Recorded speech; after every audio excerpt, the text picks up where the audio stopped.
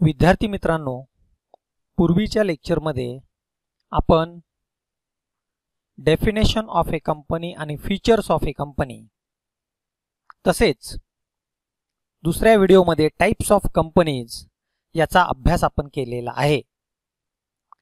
आज आपण पाहणार आहोत difference between private company and public company, खाजगी कंपनी आणि सार्वजनिक कंपनी यामधील फरक। Number 1, on the basis of members. या ठिकाणी तुम्हाला 3 कॉलम दिसतात। The first column indicates the basis of difference, म्हणजे फरकाचा मुद्दा। Second column it is of private company, third column it is of public company. म्हणजे आधी फरकाचा मुद्दा समजून घ्या आणि ते लक्षात ठेवा, म्हणजे परीक्षेला तुम्हाला सहजपणे प्रश्नांची उत्तरे लिहिता येतील। So the basis of difference, the first point is the number of members. In private company, minimum 2 members and maximum 200 members. As per the Companies Act 2013, maximum 200 members are allowed. In case of the public limited company, minimum 7 and maximum there is no limit on the number of members. म्हणजे खाजगी कंपनीमध्ये किमान 2, सार्वजनिक कंपनीमध्ये किमान 7। खाजगी कंपनीमध्ये कमाल म्हणजे जास्तीत जास्त 200 सभासद असू शकतात। सार्वजनिक कंपनीमध्ये मर्यादा नाही, unlimited. There is no limit on the number of maximum members in the public limited company.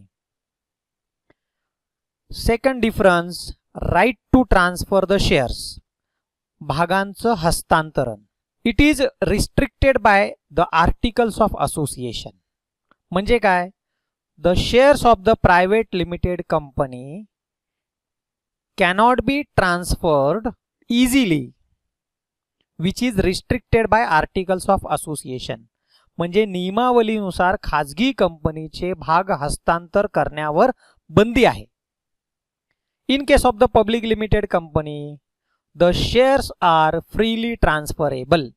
म्हणजे सार्वजनिक कंपनीचे भाग मुक्तपणे हस्तांतर करता येतात। जर त्या कंपनीचे शेअर्स लिस्टेड असतील तर आपण ऑनलाइन बाजारामध्ये शेअर मार्केटमध्ये भागांची खरेदी विक्री करू शकतो। म्हणजेच खाजगी कंपनीचे भागांच्या हस्तांतरणावर बंदी असते आणि सार्वजनिक कंपनीचे भाग हे मुक्तपणे फ्रीली ट्रान्सफर करू शकतो, हस्तांतर करू शकतो। Third difference, basis of difference is invitation for subscription of securities. What do you mean by securities? Securities mean shares, debentures or bonds. कंपन्या भाग, कर्ज रोखे आणि बॉन्ड्स विकतात, त्याला आपण सिक्युरिटीज असं म्हणायचं। इन्व्हिटेशन म्हणजे लोकांना आमंत्रण देणे। कंपन्या भाग भांडवल गोळा करण्यासाठी जाहिरात देत असतात। हे भाग भांडवल कर्ज रोखे किंवा भागांची विक्री करून उभारतात। In case of the private limited company, it prohibits any invitation. Prohibits म्हणजे मनाई करणे। Any invitation to the public to subscribe for any securities of the company. It means private company cannot invite the public. त्यांना आमंत्रण देऊ शकत नाही, जनतेला आमंत्रण देऊ शकत नाही। For what? To subscribe for any securities of the companies. It means private company cannot give advertisement to purchase the shares of that company in the newspaper. But in case of the public limited company, it invites the public to subscribe for the securities of the company. खाजगी company भागांची खरेदी करण्यासाठी किंवा कर्जरोख्यांची खरेदी करण्यासाठी जनतेला आवाहन करू शकत नाही, प्रोहिबिट्स। परंतु सार्वजनिक कंपन्या जनतेला जाहीरपणे भागांची कर्जरोख्यांची खरेदी करण्यासाठी आवाहन करू शकतात। पुढचा फरकाचा मुद्दा, इश्यू ऑफ प्रॉस्पेक्टस। विद्यार्थी मित्रांनो, भागांची खरेदी करण्यासाठी युजुअली कंपन्या प्रॉस्पेक्टस म्हणजे माहिती पत्रक, म्हणजे ती जाहिरातही असू शकते, वर्तमानपत्रामध्ये किंवा टेलिव्हिजनमध्ये माहिती पत्रक प्रसिद्ध करतात। जर खाजगी कंपनीला जनतेला आवाहन करता येत नसेल तर माहिती पत्रक प्रसिद्ध करण्याचं प्रश्नच उद्भवत नाही. माहिती पत्रक प्रसिद्ध कधी करतात? माहिती पत्रकाचा मुख्य उद्देश असतो जनतेला भागांची खरेदी करण्यासाठी माहिती पत्रक सादर करणे. खाजगी कंपन्या माहिती पत्रक प्रसिद्ध करू शकत नाही, but in case public limited company may issue a prospectus. सार्वजनिक कंपन्या माहिती पत्रक इश्यू करू शकतात. पाचवा मुद्दा, steps in the formation of A company. विद्यार्थी मित्रांनो, पुढचा लेसन आपल्याला अभ्यासायचा आहे तो म्हणजे सेकंड चॅप्टर आहे formation and incorporation of A company. कंपनीची स्थापना आणि नोंदणी.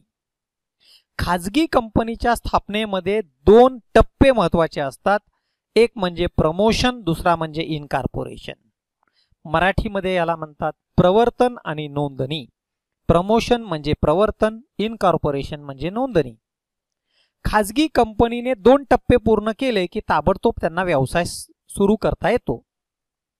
In case of the public company, they have to complete the 4 stages, that is promotion, incorporation, capital subscription and commencement of business.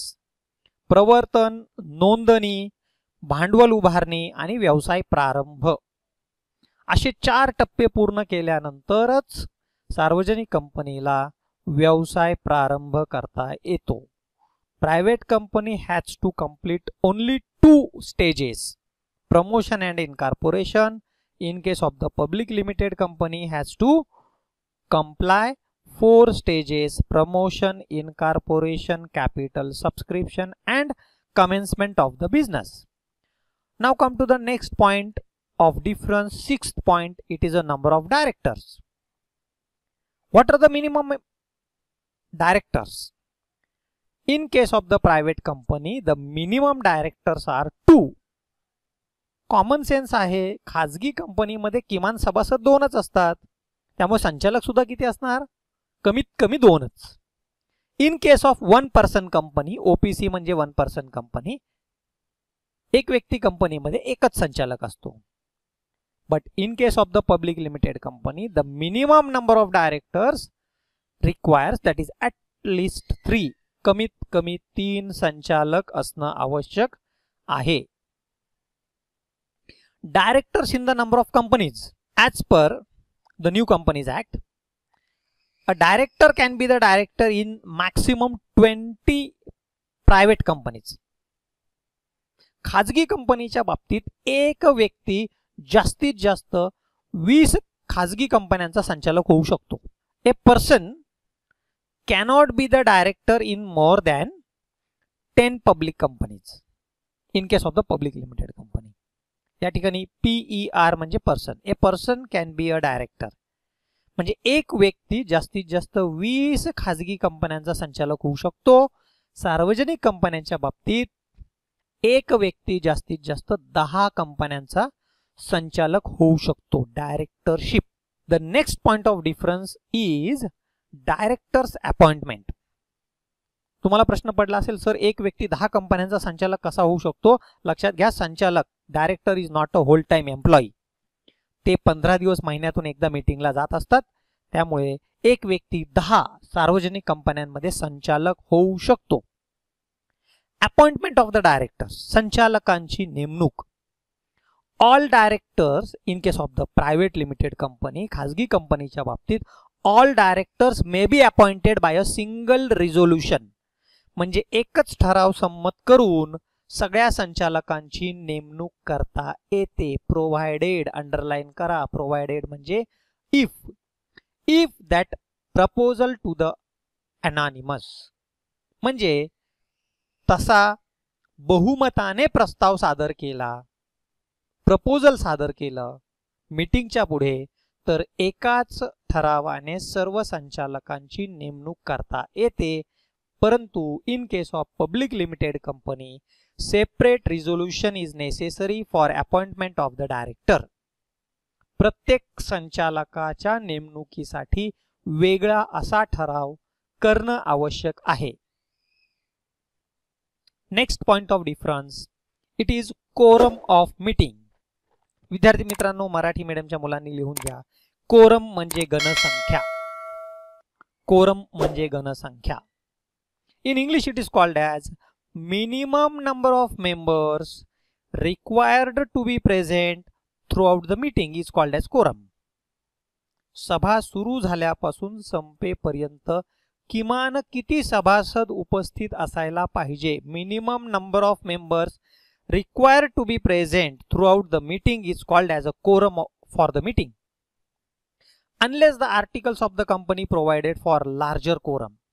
जर तुमच्या नियमावलीमध्ये कोरमची संख्या दिलेली नसेल, लार्जर कोरम म्हणजे किमान सभासद संख्या दिलेली नसेल, खाजगी कंपनीच्या बाबतीत गणसंख्या ही 2 आहे. It shall be 2 members. म्हणजे सभा सुरू झाल्यानंतर किमान 2 व्यक्ती असायला पाहिजे, त्याला आपण कोरम म्हणतो. म्हणजे सभा कायदेशीर होण्यासाठी, to become a legal meeting, there should be minimum 2 members are required to be present. मग सार्वजनिक कंपनीच्या बाबतीत काय? तिथे सुद्धा पुन्हा तोच प्रश्न आहे. If the articles do not provide. इकडे शब्द आपण वापरलाय unless the articles of the company provided. unless म्हणजे if not.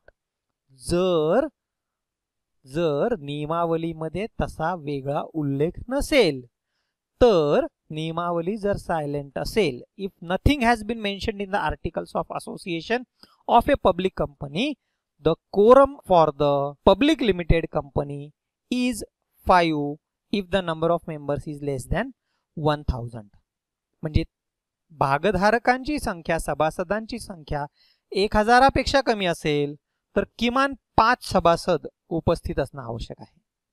त्याला कोरम, गणसंख्या, minimum number of members required to be present throughout the meeting.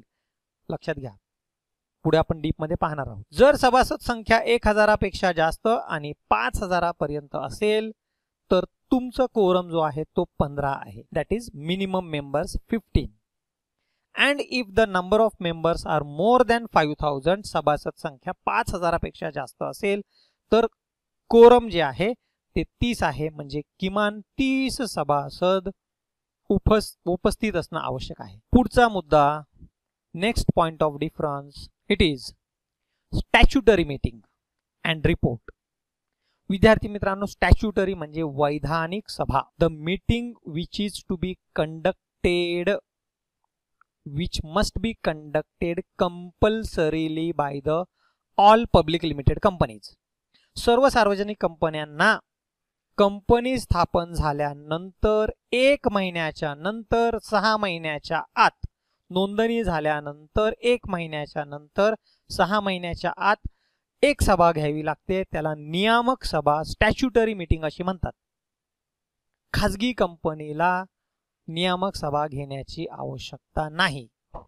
Private company need not to conduct the statutory meeting. There is no relation of statutory report to be submitted. In case of the public limited company, it must conduct the statutory meeting 1 month after the registration and before the expiry of 6 months from the date of registration. ही कंपनीच्या आयुष्यातील एकच सभा असते. एकदाच आपण ती घेत असतो, वारंवार घेत नाही.